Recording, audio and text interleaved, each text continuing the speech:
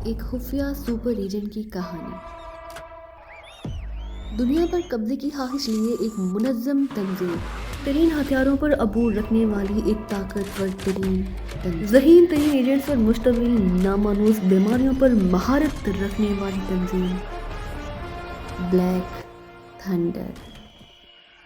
Hello doctor جوفسکی صاحب سے بات کرائیں، میں علی عمران بول رہا ہوں۔ عمران نے نرم لہجے میں کہا۔ ہولڈ آن کریں، دوسری طرف سے جواب دیا گیا اور عمران خاموش ہو گیا۔ ڈاکٹر جوفسکی، یہ کون صاحب ہیں؟ ڈاکٹر ہاشمی نے چونک کر پوچھا۔ یہ پراسرار بیماریوں کے ڈاکٹر ہیں، عمران نے مسکراتے ہوئے کہا۔ ہیلو، میں ڈاکٹر جوفسکی بول رہا ہوں۔ اسی لمحے ریسیور پر ایک بوڑھی اور کانپتی ہوئی آواز سنائی دی۔ اوہ ڈاکٹر جوفسکی، میں پاکیزہ سے علی عمران بول رہا ہوں۔ عمران نے انتہائی مودبانہ لہجے میں کہا۔ علی عمران؟ او تم بیٹے، کیسے ہو؟ آج بڑے عرصے بعد بوڑھے انکل کا خیال آیا ہے۔ ڈاکٹر جوفسکی کے لہجے میں ہلکا سا جوش تھا۔ کہانی کی طرف بڑھنے سے پہلے پلیز چینل کو سبسکرائب اور بیل آئیکن کا بٹن ضرور پریس کریں تاکہ آپ کو آئندہ آنے والی ویڈیو بر وقت مل سکے۔ انکل، آپ سے تو مجھے بے حد ڈر لگتا تھا۔ آپ تو جراثیم پروف ہیں، مگر کوئی جراثیم مجھے چمٹ گیا تو؟ عمران نے مسکراتے ہوئے کہا، لیکن لہجہ بے تکلفانہ ہونے کے باوجود بے حد مودبانہ تھا، اور دوسری طرف سے ہلکے ہلکے کہکہوں کی آواز سنائی دی۔ اچھا بتاؤ، کیسے فون کیا؟ مجھے معلوم ہے بغیر مطلب کہ تمہیں انکل کی یاد نہیں آ سکتی، ڈاکٹر جوفسکی نے ہنستے ہوئے کہا۔ انکل، میرے ایک عزیز کو انتہائی عجیب و غریب بیماری لگ گئی ہے۔ ہمارے world fame physician doctor Hashmi بھی جواب دے گئے ہیں۔ میں نے سوچا کہ آپ ایسی بیماریوں پر مخصوص ریسرچ کرتے ہیں، شاید آپ کو معلوم ہو۔ عمران نے اس بار سنجیدہ لہجے میں کہا۔ اوہ، کیا علامات ہیں؟ تفصیل سے بتاؤ، ڈاکٹر جوفسکی نے سنجیدہ ہوتے ہوئے کہا۔ عمران نے فیاض کی جسمانی حالت اور ڈاکٹر ہاشمی سے حاصل کردہ معلومات تفصیل سے بتا دی۔ اوہ عمران بیٹے، یہ تو واضح طور پر بلیک ڈاگ کی علامات ہیں، ڈاکٹر جوفسکی کی آواز سنائی دی۔ Black dog? کیا مطلب؟ یہ بیماری کا نام کیسے ہو سکتا ہے؟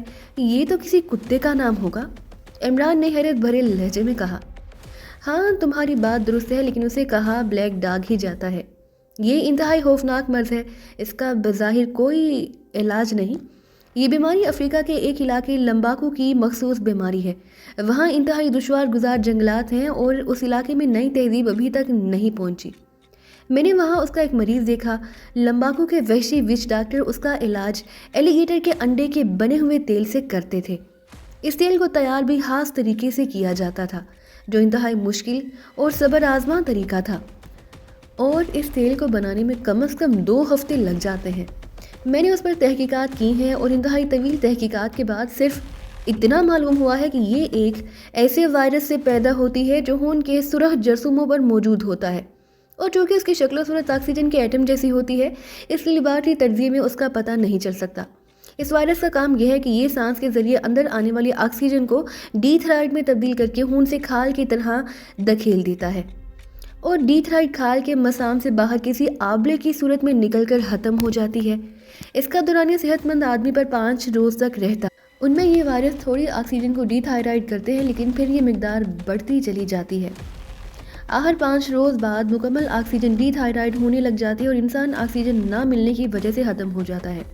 اور ایک اور حیرت انگیز بات بھی بتا دوں کہ جب اس کا مریض مر جاتا ہے تو یہ وائرس آکسیجن نہ ملنے کی وجہ سے باہر آ جاتا ہے اور نیا شکار ڈھونڈ لیتا ہے۔ اس طرح ایک لحاظ سے یہ معتدی مرض بھی بن جاتا ہے، لیکن یہ وائرس منہ کے ذریعے نہیں بلکہ جسم پر موجود کسی زخم کے ذریعے باہر آتا ہے اور اندر داخل ہو جاتا ہے۔ لیکن اگر مرنے والے کے جسم پر کوئی زخم نہ ہو تو پھر یہ وائرس باہر نہیں نکل سکتا اور ختم ہو جاتا ہے۔ اور پھر تو یہ واقعی انتہائی خوفناک بیماری ہوئی۔ لیکن ڈاکٹر جوفسکی، اب وہ ایلیگیٹر کے انڈوں کا تیل کہاں سے مل سکتا ہے؟ ہمارے ہاں نہ تو ایلیگیٹر ہوتے ہیں نہ ان کے انڈے۔ ایلیگیٹر بھی تو افریقہ کے خوفناک دلدلی اور سمندری علاقوں میں ہوتا ہے، انہیں دلدلوں میں ہی وہ انڈے دیتے ہیں، عمران نے ہونٹ چباتے ہوئے کہا۔ ہاں میں جانتا ہوں، اور اسی بات پر مجھے حیرت بھی ہے کہ پاکیزہ میں یہ بلیک ڈاگ کیسے پہنچ گئی۔ اس کا تو اب تک سوائے اس علاقے لمباکو کے اور کہیں پتہ نہیں چلا، اور وہاں بھی کبھی کبھی ہی کوئی مریض اس بیماری میں مبتلا ہوتا ہے۔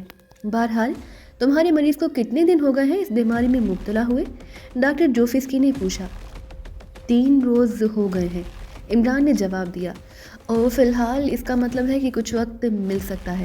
ٹھیک ہے، مجھے پتہ بتا دو، میں فوری طور پر تیل بھیج دیتا ہوں، میرے پاس بہت معمولی مقدار پڑی ہے، بہرحال 1-2 مریضوں کے لیے تو یہ کافی ہے۔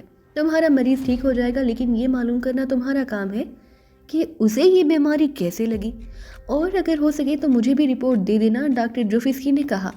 تھینک یو ڈاکٹر، عمران نے کہا۔ پھر اس نے اسپیشل سروسز ہسپتال کے ڈاکٹر ہاشمی کا نمبر ڈاکٹر جوفسکی کو لکھوا دیا۔ ٹھیک ہے، میں ابھی روانہ کر دیتا ہوں اسپیشل ایئر کارگو سے، امید ہے 6-7 گھنٹوں میں پہنچ جائے گا، ڈاکٹر جوفسکی نے جواب دیا۔ انکل، اس تیل کو کس طرح مریض کو دینا ہے؟ عمران نے پوچھا۔ اس کو صرف 1 cc مقدار خون میں انجیکٹ کر دینا، جیسے ہی یہ خون میں داخل ہوگا فوری طور پر وائرس ختم ہو جائے گا اور مریض ٹھیک ہونے لگ جائے گا۔ فوری طور پر تم اسے ہلکی مقدار میں آکسیجن دینی شروع کر دو، زیادہ مقدار میں نہ دینا ورنہ ڈی تھائرائڈ کا عمل تیز ہو جائے گا اور اس طرح مریض کا خون پھٹ بھی سکتا ہے۔ طاقت کے انجیکشن ساتھ ساتھ دیتے رہنا، ڈاکٹر جوفسکی نے تفصیل بتاتے ہوئے کہا۔ ٹھیک ہے ڈاکٹر، آپ فوراً بھیج دیں، بے حد شکریہ، میں آپ کو اس بارے میں اپنی تحقیقات سے ضرور آگاہ کر دوں گا، عمران نے کہا، اور دوسری طرف سے اوکے کے الفاظ سن کر اس نے ریسیور رکھ دیا۔ فیاض تو اب انشاءاللہ بچ جائے گا، ڈاکٹر ہاشمی جیسے ہی یہ تیل آپ کو ملے آپ مجھے رنگ کر دیں، میں اپنے سامنے سے انجیکٹ کرواؤں گا، عمران نے کرسی سے اٹھتے ہوئے کہا، اور ڈاکٹر ہاشمی نے سر ہلا دیا۔ دروازہ کھلنے کی آواز سنتے ہی صوفے پر نیم دراز غیر ملکی چونک کر اٹھ بیٹھا۔ او جونی، تم آؤ، کمرے میں موجود غیر ملکی نے نرم لہجے میں کہا، اور کمرے میں داخل ہونے والا نوجوان سر ہلاتا ہوا آگے بڑھا اور سامنے والے صوفے پر بیٹھ گیا۔ اس کے چہرے پر ہلکی سی تھکاوٹ کے آثار نمودار تھے۔ کیا رپورٹ ہے؟ کمرے میں موجود غیر ملکی نے اشتیاق بھرے لہجے میں کہا۔ کامیابی باس، دارالحکومت میں موجود مریض کی پوزیشن بالکل ہماری توقع کے عین مطابق ہے، اور ہاں، وہ شخص کوئی عام شخص نہیں، وہ سینٹرل انٹیلیجنس کا سپرنٹینڈنٹ ہے، اس کا نام ہے فیاض، اسے اسپیشل سروسز ہسپتال میں منتقل کر دیا گیا ہے۔ اس کا علاج پاکستان کے انتہائی نامور فزیشین ڈاکٹر ہاشمی کر رہے ہیں، لیکن ڈاکٹر ہاشمی نے اس مرض کو لا علاج قرار دے دیا ہے، انہیں معلوم ہی نہیں ہو سکا کہ یہ کیا مرض ہے۔ حالانکہ ڈاکٹر ہاشمی نے ایکریمیا اور یورپ کے ماہر ترین فزیشین سے بھی ڈسکس کیا، جونی نے سر ہلاتے ہوئے کہا۔ ظاہر ہے بلیک ڈاگ کو کوئی نہیں پہچان سکتا، دنیا کو تو ابھی تک اس بیماری کا علم تک نہیں۔ تم اس فیاض کو کس سٹیج پر چھوڑ کر آئے ہو؟ باس نے پوچھا۔ آخری سٹیج پر باس، اب وہ زیادہ سے زیادہ 20-25 گھنٹے اور زندہ رہے گا، جونی نے سر ہلاتے ہوئے کہا۔ تم نے چیک کر لیا؟ اس کے جسم پر کوئی زخم تو نہیں؟ باس نے سر ہلاتے ہوئے کہا۔ جی ہاں، میں نے اچھی طرح تسلی کر لی ہے، جونی نے جواب دیا۔ ہاں، اس کا مطلب ہے کہ پاکستان کے پہاڑی اور میدانی دونوں علاقوں میں بلیک ڈاگ کا تجربہ 100% کامیاب رہا، باس نے سر ہلاتے ہوئے کہا۔ جی ہاں، میں نے اچھی طرح تسلی کر لی ہے، جونی نے سر ہلاتے ہوئے کہا۔ تو پھر میں ہیڈ کوارٹر کو اس کی اطلاع کر دوں؟ باس نے ہونٹ سکیڑتے ہوئے کہا، اور جونی نے اسبات میں سر ہلا دیا۔ اوکے، اسپیشل ٹرانسمیٹر لے آؤ، باس نے کہا، اور جونی اٹھا اور مڑ کر کمرے کے دروازے سے باہر نکل گیا۔ تھوڑی دیر بعد جب وہ واپس آیا تو اس کے ہاتھ میں ایک جدید قسم کا لانگ رینج ٹرانسمیٹر پکڑا ہوا تھا۔ اس نے ٹرانسمیٹر درمیانی میز پر رکھ دیا اور باس نے اس کے مختلف بٹن دبانے شروع کر دیے۔ یس، ہیڈ کوارٹر، اوور۔ چند لمحوں بعد ایک بھاری سی آواز سنائی دی۔ فلیگ بول رہا ہوں پاکیشا سے، اوور، باس نے مودبانہ لہجے میں کہا۔ اوہ یس فلیگ، تمہاری طرف سے ابھی تک کوئی رپورٹ نہیں ملی، اوور، دوسری طرف سے چونک کر پوچھا گیا۔ رپورٹ کے لیے ہی میں نے کال کیا ہے جناب، اوور، فلیگ نے سر ہلاتے ہوئے جواب دیا۔ کیا رپورٹ ہے، اوور، دوسری طرف سے پوچھا گیا۔ کامیابی، پاکستان کے پہاڑی اور میدانی ان دونوں علاقوں میں تجربات کیے گئے ہیں، 100% نتیجہ برآمد ہوا ہے، اوور، فلیگ نے کہا۔ تفصیل بتاؤ، اوور، دوسری طرف سے انتہائی کرخت لہجے میں کہا گیا۔ باس، ہم نے اپنا ہیڈ کوارٹر جہاں کے انتہائی بلند پہاڑی سلسلے آراش پر قائم کیا، جہاں کے لوگ انتہائی صحت مند اور سخت جان ہیں۔ یہاں ہم نے 3 افراد کے جسموں میں بلیک ڈاگ کے مخصوص جراثیم پہنچ جائے، تینوں پر بالکل درست نتیجہ برآمد ہوا اور تینوں ختم ہو گئے۔ اس کے بعد تقریباً کم بلند علاقے میں آ گئے جہاں بھی 4 مریضوں پر تجربہ کامیاب رہا۔ اس کے بعد ہم نیم میدانی اور نیم پہاڑی علاقے چاراک پہنچے، وہاں بھی 2 مریضوں پر تجربہ 100% کامیاب رہا۔ چاراک میں وہی دارالحکومت کا ایک آدمی ہمیں نظر آ گیا، ہم نے اس کو نشانہ بنایا اور پھر جونی اور ڈراگر کو رزلٹ دیکھنے کے لیے اس کے پیچھے دارالحکومت بھیجا دیا۔ ابھی جونی نے آ کر رپورٹ دی کہ اس آدمی کی حالت ہماری توقع کے عین مطابق ہے، اور دارالحکومت کے بڑے بڑے ڈاکٹر بلیک ڈاک کو نہیں سمجھ سکے اوور، فلیک نے جواب دیا۔ ہے سے مطلب ہے کہ وہ آدمی زندہ ہے اور بڑے بڑے ڈاکٹروں سے یہ مطلب نکلا کہ وہ کوئی اہم شخصیت ہے۔ وضاحت کرو اوور، ہیڈ کوارٹر سے پوچھا گیا۔ یس باس، اس مریض کو بلیک ڈاک کا شکار ہوئے 3 روز ہو گئے ہیں اور اب وہ زیادہ سے زیادہ 20-25 گھنٹے اور زندہ رہے گا۔ ویسے ڈاگر ابھی تک وہی ہے، آخری رپورٹ وہ لے آئے گا۔ اور جونی نے بتایا کہ وہ آدمی پاکستان کی سینٹرل انٹیلیجنس بیورو کا سپرنٹینڈنٹ ہے اوور، فلیک نے کہا۔ ٹھیک ہے، یہ اچھا ہوا، اس طرح یہ معلوم ہو گیا کہ پاکستان کے ڈاکٹرز میں سے کوئی اسے نہیں سمجھ سکا۔ ویسے بھی یہ ڈاکٹر لوگ اس کے متعلق کچھ نہیں جانتے اوور۔ دوسری طرف سے بولنے والے نے اطمینان بھرے انداز میں جواب دیا۔ یس باس، اب ہمارے لیے کیا حکم ہے اوور، فلیک نے پوچھا۔ تم اس وقت کہاں سے کال کر رہے ہو اوور، ہیڈ کوارٹر سے پوچھا گیا۔ چاراغ سے جناب، اوور، فلیک نے جواب دیا۔ تم ایسا کرو کہ یہ جگہ چھوڑ کر دارالحکومت شفٹ ہو جاؤ، فی الحال تم وہاں کسی ہوٹل میں رہو گے۔ میں ہیڈ کوارٹر سے ٹرومین کو بھیج دیتا ہوں، وہ تم سے رابطہ قائم کرے گا اسپیشل ٹرانسمیٹر پر۔ اس کے بعد تم ٹرومین کے تحت کام کرو گے۔ ٹرومین جب اپنا مشن مکمل کر لے گا تو پھر تم اس کے ساتھ ہی واپس آ جانا۔ ہو سکتا ہے اسے اپنے مشن کے دوران بلیک ڈاک کے عملی تجربے کی ضرورت پڑے، اس لیے مشن کے دوران تمہاری وہاں موجودگی ضروری ہے اوور، ہیڈ کوارٹر سے کہا گیا۔ ٹھیک ہے باس، لیکن ٹرومین کا مشن کیا ہوگا اوور، فلیک نے جواب دیا۔ یہ تمہاری لائن کا کام نہیں، اس لیے تم اس سلسلے میں کوئی سوال نہیں کرو گے۔ تمہارا کام صرف ٹرومین کے احکامات کی تعمیل کرنا ہے اور بس اوور۔ دوسری طرف سے بولنے والے کا لہجہ بے حد کرخت ہو گیا۔ اوہ یس باس، سوری باس، اوور، فلیک نے بوکھلائے ہوئے لہجے میں کہا۔ اوکے اوور اینڈ آل، دوسری طرف سے کہا گیا اور اس کے ساتھ ہی رابطہ ختم ہو گیا۔ فلیک نے ایک طویل سانس لیتے ہوئے ٹرانسمیٹر آف کر دیا اور پھر اس نے صوفے کی پشت سے سر ٹکا دیا جیسے کوئی بہت بڑا بوجھ اس کے کاندھوں سے اتر گیا ہو۔ آپ بڑے خوش قسمت ہیں باس، ورنہ ہیڈ کوارٹر تو کسی کو معاف ہی نہیں کرتا، جونی نے مسکراتے ہوئے کہا۔ ہاں جونی، مجھے خود اپنی خوش قسمتی پر رشک آ رہا ہے، شاید ہماری کامیاب رپورٹ کی وجہ سے ایسا ہوا ہے، فلیک نے مسکراتے ہوئے کہا۔ ویسے باس، پہلے تو ایسا کبھی نہیں ہوا کہ بلیک ڈاک کے تجربے کے بعد کسی گروپ کو ہیڈ کوارٹر سے کسی مشن پر بھیجا گیا ہو۔ ہر جگہ تو تجربے کے بعد کسی نئے ملک میں جا کر تجربے کا حکم دیا جاتا تھا، اس لیے آپ کا سوال تو بہرحال درست تھا، جونی نے سر ہلاتے ہوئے کہا۔ اسی حیرت کی وجہ سے تو میں نے پوچھا تھا۔ دراصل ایک اور بات بھی ہے، یہ ملک تو انتہائی پسماندہ ہے، یہاں بلیک تھنڈر کا کیا مشن ہو سکتا ہے، اور وہ بھی ٹرومین کا، جو بلیک تھنڈر کا سب سے ہوشیار آدمی ہے، فلیک نے سر ہلاتے ہوئے کہا۔ بہرحال ہیڈ کوارٹر کو ہی معلوم ہوگا، جونی نے کہا اور فلیک نے سر ہلا دیا۔ ٹھیک ہے، اب تم ایسا کرو کہ یہاں سے دارالحکومت روانگی کی تیاری کرو، اسی ہوٹل والے سے ہی دارالحکومت کے کسی اچھے ہوٹل کے متعلق معلومات حاصل کر لینا، فلیک نے جواب دیا۔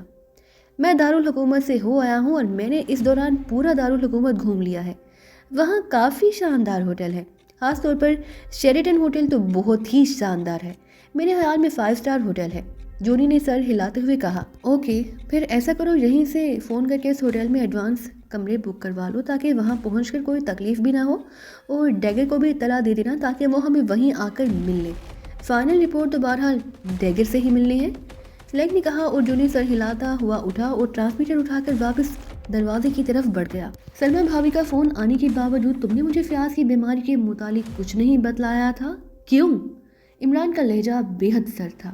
مجھے تفصیل نہیں بتائی گئی تھی جناب، انہوں نے آپ کے آنے سے تقریباً 1 گھنٹہ پہلے فون کیا تھا۔ پہلے انہوں نے آپ کے متعلق پوچھا تو میں نے انہیں بتایا کہ آپ 1 ہفتہ سے کہیں گئے ہوئے ہیں، تو انہوں نے انتہائی پریشانی کا اظہار کیا، جس پر میں نے انہیں بتایا کہ آپ آج کبھی کسی بھی وقت واپس آ جائیں گے۔ اس پر انہوں نے کہا کہ فیاض بیمار ہے، میں پھر فون کروں گی۔ اس پر انہوں نے کہا آپ بے شک ان سے پوچھ لیں، اگر اسے 1 لفظ زائد کا بھی مجھے علم ہو تو میں قصوروار ہوں۔ سلیمان نے انتہائی سہمے ہوئے لہجے میں جواب دیا۔ عمران کا بدلا ہوا لہجہ سنتے ہی اس کا خون خشک ہو گیا تھا، اسے معلوم تھا کہ ایسا لہجہ عمران کا اس وقت ہوتا ہے جب وہ انتہائی غصے میں ہو۔ تمہارا لہجہ بتا رہا ہے کہ تم سچ بول رہے ہو۔ سلمہ بھابھی بے حد پریشان ہے، اس لیے ہو سکتا ہے انہوں نے تمہیں کوئی تفصیل نہ بتائی ہو، لیکن کم از کم تمہیں یہ بات تو مجھے بتانی چاہیے تھی کہ وہ بیمار ہے، عمران نے ہنکارا بھرتے ہوئے کہا۔ جناب میں یہی سمجھا تھا کہ کوئی عام سی بیماری ہوگی، لیکن اب آپ کا غصہ دیکھ کر مجھے اندازہ ہوا کہ فیاض صاحب شاید شدید بیمار ہیں۔ آئی ایم سوری باس، آئندہ میں خیال رکھوں گا۔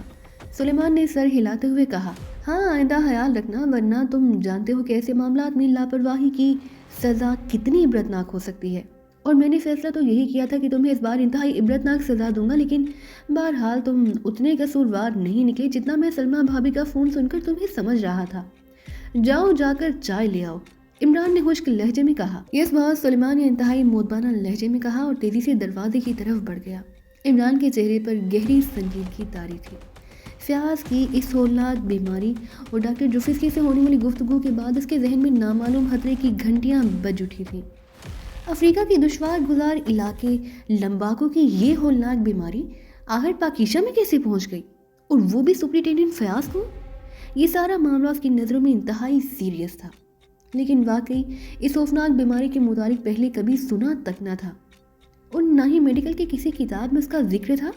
ڈاکٹر جوفسکی کا خیال بھی اسے اس لیے آ گیا کہ ڈاکٹر جوفسکی کو انتہائی عجیب و غریب اور نئی نئی بیماریوں پر تحقیق کرنے کا جنون تھا۔ وہ ڈاکٹر جوفسکی کی عمر کافی سی زیادہ تھی، لیکن اس کے باوجود وہ خاصا تندرست اور صحت مند تھا، اور عمران سے اس کے تعلقات گزشتہ کئی سالوں سے تھے، کیونکہ کئی سائنس کانفرنسوں میں ڈاکٹر جوفسکی سے اس کی ملاقات ہوئی تھی۔